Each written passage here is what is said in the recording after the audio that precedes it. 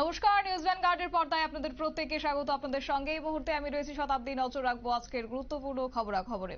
চিনি বোঝাই গাড়ির তাণ্ডব যেন কোনোভাবেই থামছে না এবং কার্যত বিশালগড় বক্সনগর সড়কে এই ছবি পরিলক্ষিত হয়েছে, যার কারণে রীতিমতো দুর্ঘটনা সংঘটিত হয়েছে এবং পরপর কয়েকটি মৃত্যুর ঘটনাতেও হুঁশ নেই বিশালগড় থানার পুলিশের। টাকার গন্ধে পুলিশ সাধারণ মানুষকে বিপদের মুখে ঠেলে দিয়েছে বলে অভিযোগ করছেন সেই এলাকার বাসিন্দারা। এবং বুধবার রাতেও এক যুবক গুরুতরভাবে আহত হয়ে এখন মৃত্যুর সাথে পাঞ্জা লড়ছে। ঘটনা বিশালগড় থানাধীন লস্কর চৌমুহনী এলাকায় এবং জানা গেছে জয়ন্ত দেববর্মা নামের এক যুবক বাইক নিয়ে বাড়ির উদ্দেশ্যে যাচ্ছিল। এমন সময় লস্কর চৌমুহনী থেকে চিনি ছোট গাড়িতে লোড করে বক্সনগর সীমান্তের দিকে যাচ্ছিল এবং অভিযোগ রয়েছে যে সেই গাড়িটি কোনো কিছু না দেখেই রাস্তার উপর উঠে যায় দ্রুত গতিতে। ফলে জয়ন্ত নিয়ন্ত্রণ হারিয়ে রাস্তার পাশে উল্টে যায় এবং তার মাথা থেকে গুরুতরভাবে সে আঘাতপ্রাপ্ত হয়েছে এবং মুখেও সে গুরুতরভাবে আঘাতপ্রাপ্ত হয়েছে। পরে অগ্নিনির্বাপক দপ্তরের কর্মীরা তাকে উদ্ধার করে বিশালগড় মহকুমা হাসপাতালে নিয়ে আসেন এবং তার অবস্থা এতটাই গুরুতর ছিল যে সঙ্গে সঙ্গে তাকে রেফার করা হয়েছে হাঁপানিয়া হাসপাতালে।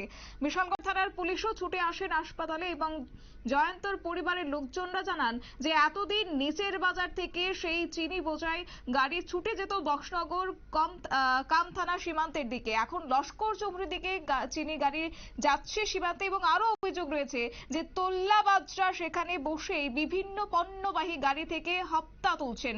বিভিন্ন অভিযোগ উঠে এসেছে আজকের এই দুর্ঘটনাকে কেন্দ্র করে। কি রয়েছে বক্তব্য শুনুন। এবং একটা কল আসলো লস্করচৌমুহনী, একটা বাইকে অ্যাক্সিডেন্ট হয়েছে। আমরা খবর পেয়ে সঙ্গে সঙ্গে গেলাম, গিয়ে দেখি বাইকটা রাস্তার মধ্যে পড়ে আছে আর হেও খুব সিরিয়াস কন্ডিশনে পড়ে আছে। তো আমরা লোকের রেস্কিউ করে বিশালগড় বাবা স্কুলে পৌঁছে গেছি। নাম কি? হ্যাঁ, নাম হলো জয়ন্ত দেববর্মা। বাড়ি বাড়ি সম্ভবত ওই এলাকাতে।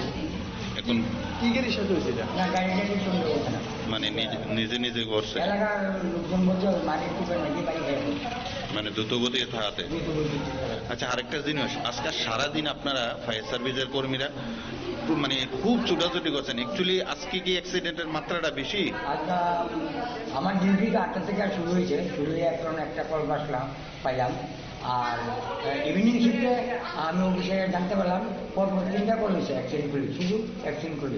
মানে আজকে সারাদিনে আর এখন এটা মোট 4টা কল হয়েছে বিশালগড়। এটা